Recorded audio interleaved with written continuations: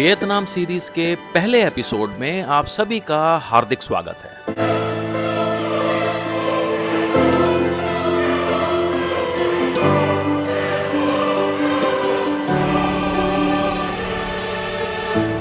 So we have just landed in Da Nang International Airport. Hello. Good morning. Good morning. How are you? I'm good, on the top of the mountain. आज आप देखेंगे central Vietnam के डानांग में dancing dragon का रौद्र रूप जो रात होते ही आग उगलता है। साथ ही आप देखेंगे दुनिया की सबसे लंबी केबल कार जो सीधा आपको बादलों के बीच में से लेकर जाएगी। डाउनसाइड, हेलो, सिंचाओ। और आपको रूबरू करवाएंगे यहाँ के खान पान से। ओए होए होए। तो बस फिर देर किस बात की है।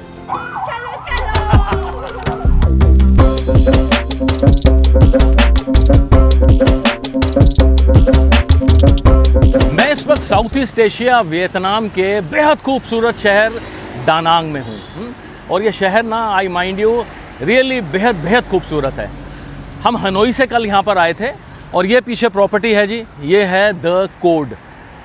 19 फ्लोर्स हैं इसके, लेकिन इसकी सबसे खूबसूरत बात पता है क्या है? इसकी लोकेशन। इसकी लोकेशन मैं आपको दिखाता हूँ। It's right in front of this sea. They have got a private beach. जब आपका मन करे आप यहाँ पर जो है वो जा सकते हैं एंजॉय करने के लिए। और टूर की शुरुआत मैं करने जा रहा हूँ जी आज बाना हिल्स के साथ। मेरे ख्याल से वियतनाम का ना सबसे एक्साइटिंग पार्ट यही रहता है और वीडियो के नज़रिए से हम सबसे पहले शुरुआत बाना हिल से ही करेंगे। इस डानांग के ना पूरे टूर में हमारे साथ रहने वाली हैं हमारी tour guide Miss Lin. How are you Miss Lin? I'm on the top of the mountain because today I can guide you go to Bana Hill. Yeah. From Da Nang go to Bana Hill it takes around 1 hour. And when you go to Bana Hill, you will go to the top of the mountain. 1,487 meters. Oh boy. So it's going to be smooth ride. See you at Bana Hills. Okay, goodbye. See you again. और इस बार मैं अकेला नहीं, family के साथ आया था। मेरी दो सिस्टर्स जो दोनों मेरे से छोटी हैं, उनकी फैमिली और मेरी वाइफ, माय डॉटर, सन सभी साथ में थे। और हम 9 लोगों के लिए पूरे डानांग टूर के लिए ये गाड़ी हमारे साथ रहने वाली थी। अब हम लोग चल पड़े डानांग की पहली अहम और खूबसूरत अट्रैक्शन ड्रैगन ब्रिज के ऊपर। ये 666 मीटर लंबा ब्रिज सुनहरे यानी गोल्डन ड्रैगन की शेप और आकार का बना हुआ है, इसलिए इसे ड्रैगन ब्रिज भी बोला जाता है। ये 6 लेन वाला ब्रिज हान रिवर के ऊपर बना हुआ है। डानांग में आज दिन की शुरुआत मैं करने जा रहा हूँ। वो पीछे आप देख रहे हैं ये गोल्डन ब्रिज, ये ड्रैगन की शेप का है और कहते हैं रात को वीकेंड पर ये आग उगलता है और पानी की बौछारें छोड़ता है। बहुत बेहतरीन सा शो होता है। दिन में ये जितना खूबसूरत लगता है, रात में इसकी खूबसूरती 4 गुना बढ़ जाती है जब इसमें लाइट्स जलती हैं। और वीकेंड पर यहाँ रात को मंजर देखने वाला होता है जब ये आग उगलता है और पानी की बौछारें छोड़ता है। चूंकि आज शुक्रवार था इसलिए हम खुशकिस्मत थे कि आज हमें ये शो देखने को मिलेगा। और कहते हैं दुनिया में कहीं भी चले जाओ, प्यार के इजहार करने का तरीका लगभग एक जैसा ही होता है। हमारे यहाँ मंदिरों में मौलियां और मज़ारों पर तावीज़ बांधे जाते हैं और वियतनाम में बांधे जाते हैं ताले, वो भी दिल की शेप वाले। और यही थी हमारी आज की दूसरी मंजिल जो ड्रैगन ब्रिज के बिल्कुल पास ही थी, और वो थी लव ब्रिज। मेन रोड पर कॉफी शॉप के साथ में ही बना ये रास्ता लव ब्रिज की तरफ जाता है और दाईं हाथ में ये छोटी किश्तियां और क्रूज यहां शाम को चलते हैं। ब्रिज के पूरे रास्ते में बाईं ओर पोल्स लगे हैं और उनमें लगे हैं ये दिलनुमा लाइट्स। रात को ये और सुर्ख हो जाती हैं। जब लव ब्रिज क्यों बोलते हैं, यहाँ पे देखें आप ज़रा, यहाँ पे जो लॉक मिलते हैं ना, ये दिल की शेप में मिलते हैं सारे। तो आप अपने किसी भी चाहने वाले के नाम पर ये लॉक यहाँ पे लॉक कर सकते हैं और कहते हैं आपकी मन की मुराद ज़रूर पूरी होगी। और पूरी रेलिंग देखें जी, यहाँ पे ये दिल वाले शेप के लॉक से भरी पड़ी है। 1-2 नाम मैं आपको पढ़ के दिखाऊं। यहाँ पे स्नेहा, ये देखें, this is a love bridge. करीबन है ये 50 मीटर तक का है और नज़ारा बहुत खूबसूरत है यहाँ का। इसके आगे देखेंगे ना आप, पूरा जो है होटल्स हैं सारे के सारे। मैरी होटल नज़र आ रहा है मेरे को, and this is high rise hotels, and बहुत बढ़िया जगह है ये। और लव ब्रिज के पास ही आपको एक स्टैचू नज़र आएगा जो आपको सिंगापुर के ऑफिशियल मैस्कॉट मरलायन की याद ज़रूर दिलाएगा। इसमें फ़र्क इतना है कि मरलायन में हेड शेर का है और इसमें ड्रैगन का, और दोनों में ऐसे पानी का झरना बहता रहता है। दिन की शुरुआत वियतनाम में अगर हैं तो एक कॉफ़ी से, और मैं पीने जा रहा हूँ जी कोकोनट कॉफ़ी। पूरी दुनिया में कॉफ़ी के प्रोडक्शन और एक्सपोर्ट्स में वियतनाम का ब्राज़ील के बाद दूसरा नंबर आता है, इसलिए यहाँ कॉफ़ी का बोलबाला रहता है। कोकोनट कॉफ़ी और सॉल्टेड कॉफ़ी यहाँ खास पसंद की जाती है। This is mine, this is hot coconut coffee. Okay,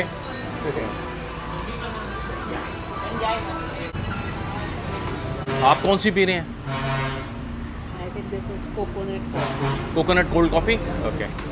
दिन की शुरुआत एक बेहतरीन कोकोनट कॉफ़ी से, और मैंने ली है इस बारी हॉट। ओए होए होए, बहुत ज़बरदस्त है यार।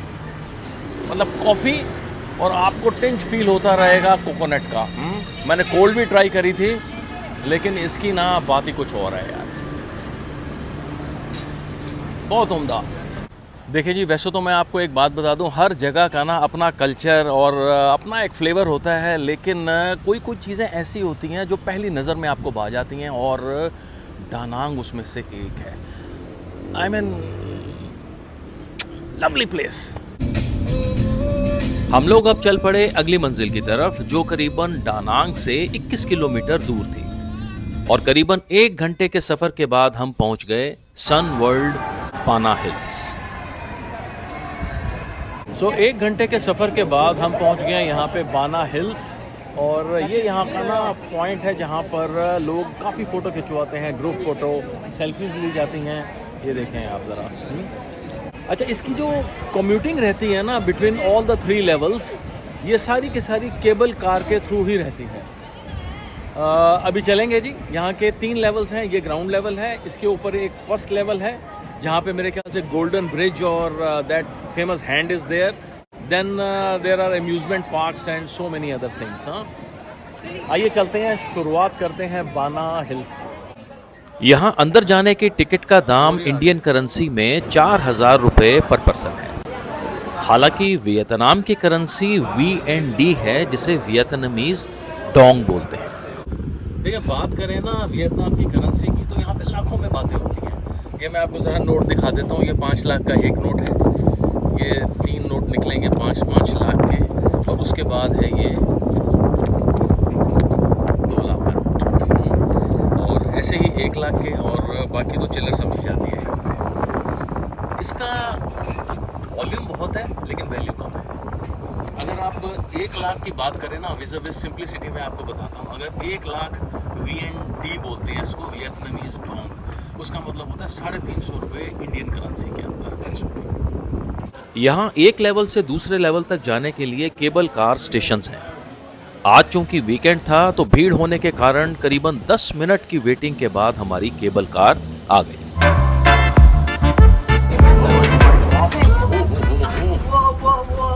और अगर आप सोच रहे हैं कि ये कोई आम सी केबल कार है, तो इसके आंकड़े सुनकर आपकी भी गलतफहमी दूर हो जाएगी।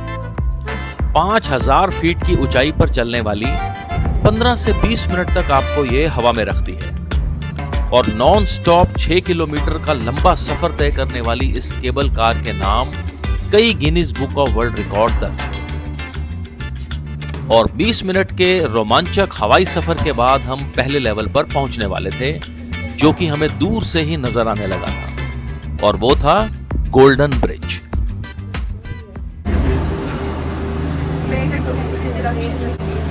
Okay, let's go.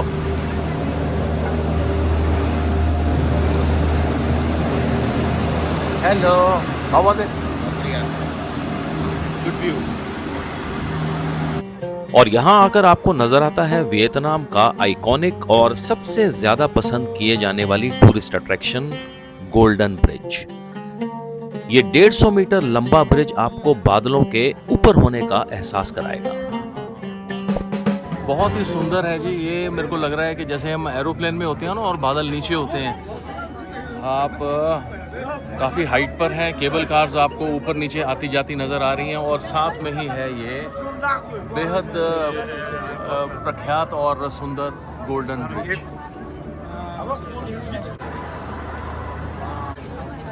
और अगर आप सोच रहे हैं कि आप शाहरुख खान और काजोल की तरह यहाँ पे डांस मूव्स वगैरह दे सकते हैं तो ज़रा भीड़ देख लें आप। ये है यहाँ की रियलिटी।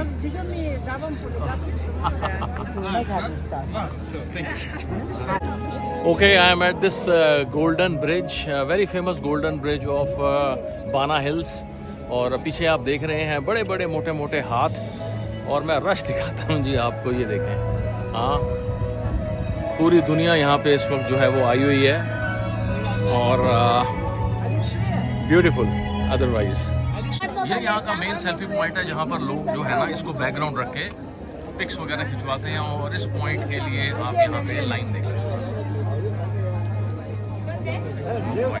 और अगर आप इस भीड़ से बचना चाहते हैं तो सुबह करीबन 9 बजे यहाँ आ जाएं तो बेहतर रहेगा।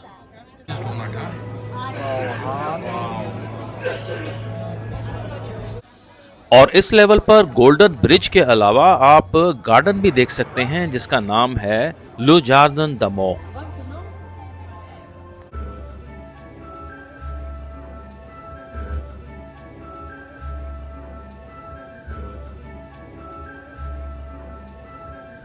गोल्डन ब्रिज के पास करीबन 1 घंटा गुजारने के बाद अब बारी थी सेकंड लेवल पर जाने की। उसके लिए भी केबल कार लेनी पड़ती है और ये राइड करीबन 5 मिनट की होती है। और यहाँ जाते हुए आपको ऐसा लगेगा जैसे आप किसी वंडरलैंड में दाखिल हो रहे हैं।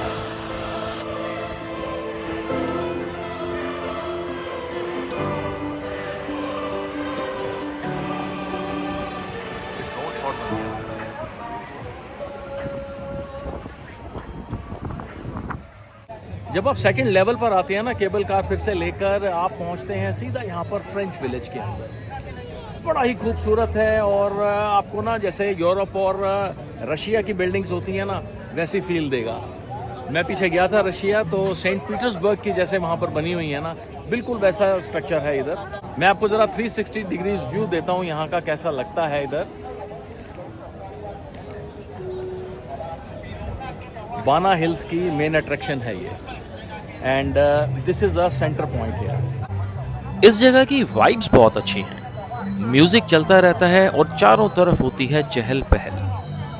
ये फ्रेंच विलेज किसी वंडरलैंड से कम नहीं है। यहाँ मेडिवियल इमारतें, गोथिक स्टाइल बड़े चर्चेज और यूरोपियन शैली की बनावट इसकी सुंदरता और बढ़ा देती है। और यहीं पर ही ना कई सेगमेंट्स बने हुए हैं। अगर आप यहाँ पर सेंटर पे खड़े हैं तो इधर लेफ्ट साइड में सारा जो है फ्रेंच विलेज है इस तरफ। और इस तरफ अगर आप राइट पे जाएंगे तो यहाँ पर आ जाएगा फैंटेसी पार्क जहाँ पर रोलर कोस्टर भी है छोटा सा। अच्छा जी, यहाँ की एक और बेहतरीन चीज़ आपको ना जैसे टिकट खरीदते हैं ये बाना ब्रू हाउस का एक बियर कूपन मिलता है फ्री का।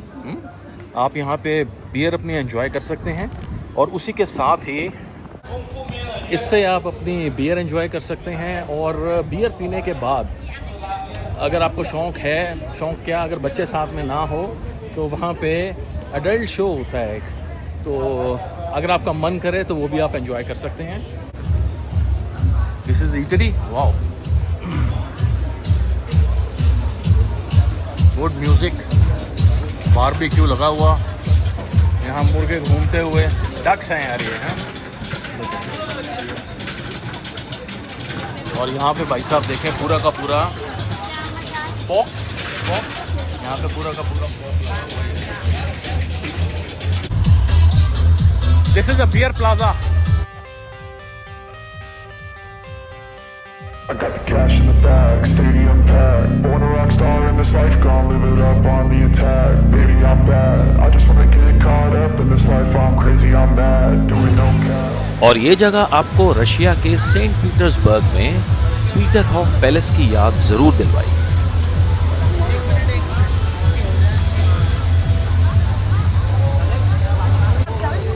एंड दिस इज बाना ब्रियोरी हाउस, जहां आपको वो जो कूपन मिला है ना, वो आप यहाँ पर एंजॉय कर सकते हैं। और यहाँ आपको क्राफ्ट बियर मिलती है जो क्वालिटी और फ्लेवर में काफी अच्छी समझी जाती है।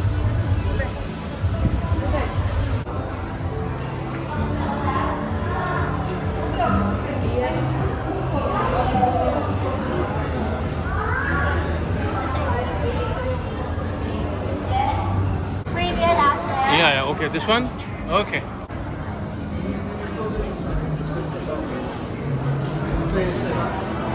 There's a beautiful brewery.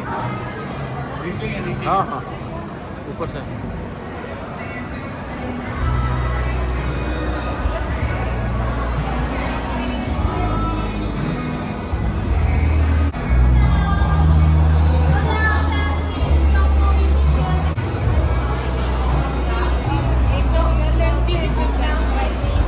Downside, hello, xin chào.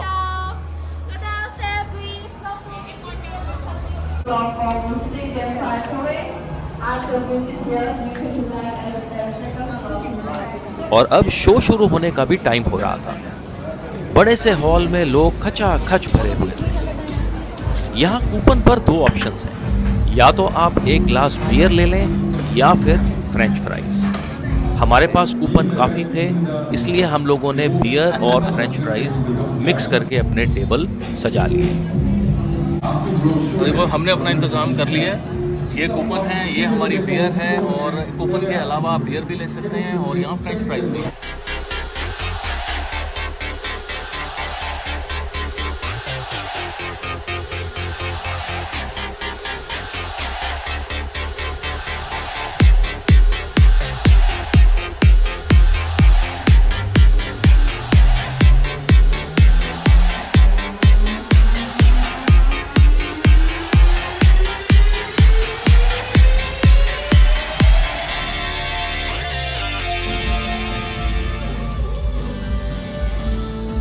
Shows और लाइव परफॉर्मेंसेज यहाँ होती रहती हैं। अच्छी सी बियर और शो एंजॉय करके हम चल पड़े अब फैंटेसी पार्क की तरफ, जहाँ पर होता है एल्पाइन कोस्टर। इसकी टिकट यहाँ अलग से लेनी पड़ती है और आपको ये राइड यहाँ जरूर लेनी चाहिए। Now the next activity we are going to do the alpine coaster, और इसके लिए यहाँ पे इतनी लंबी लाइन लगती है।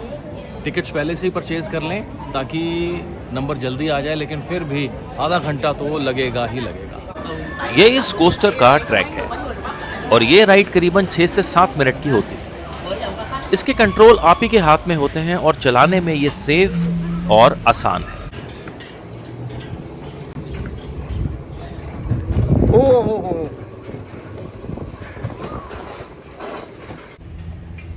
Oh, it's fun. जब आप यहाँ पर आएं तो ये एल्पाइन कोस्टर जरूर करें, बहुत मजेदार है। फैंटेसी पार्क में और भी काफी सारी गेम्स हैं जो फ्री हैं। अब शाम हो चली थी और हम लोग अब केबल कार से वापस चल पड़े, और शाम होते ही बाना हिल्स का मौसम भी बदल गया।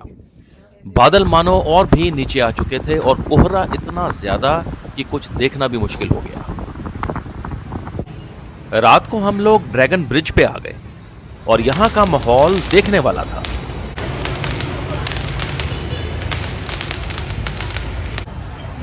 एक टिप है कि अगर आप ड्रैगन ब्रिज के पास है ना, और अगर आपने इंडियन रेस्टोरेंट में खाना खाना है, तो this is the best one, ish. We just had it and we just loved it. Weekend पर यानी फ्राइडे, सैटरडे, संडे को ठीक रात 9 बजे यहाँ 5 मिनट का छोटा सा शो होता है, और इस शो को देखने के लिए काफी लोग यहाँ इकट्ठा हो जाते हैं। और इस पल पल रंग बदलते इस ड्रैगन को टकटकी लगाए लोग इंतजार करते हैं 9 बजे का, और उससे 5 मिनट पहले इस ब्रिज का ट्रैफिक रोक दिया जाता है और लोग ब्रिज के ऊपर भी इकट्ठे हो जाते हैं। और ठीक 9 बजे ये ड्रैगन आग की फुंकारें मारता है। 3-4 बार आग की लपटों के बाद बारी आती है पानी की बौछारों की, और यकीन मानिए लोग इसे काफ़ी एंजॉय करते हैं और इसमें भीगना भी काफी पसंद करते हैं।